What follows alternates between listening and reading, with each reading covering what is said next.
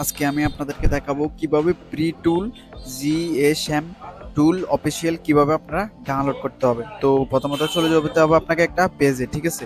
পেজে যাওয়ার পরে আপনি এখানে আমি জাস্ট কপি করে নিয়েছি। তো আমি এটা আমার কিবোর্ড খারাপের কারণে আমি শর্টকাটে দেখা দিতেছি, কপি করি। তো এখানে লিখবেন আপনি জিএসএম অফিসিয়াল, ঠিক আছে, এটা লিখে সার্চ দেবেন। তো উপরে যে অপশনটা দেখতেছেন এখানে ক্লিক করবেন। ক্লিক করলে আপনি এখানে একটা এরকম সেম এপারপি এখানে ক্লিক করবেন, ঠিক আছে। তো এখানে ক্লিক করলে আপনাকে নিচে যেতে হবে।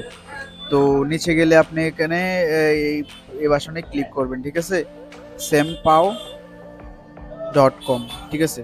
তো এখানে ক্লিক করলে আপনাকে নিয়ে যাবে এরকম একটা নতুন পেজে। তো নতুন পেজে গেলে আপনাকে নিচে যেতে হবে, ঠিক আছে।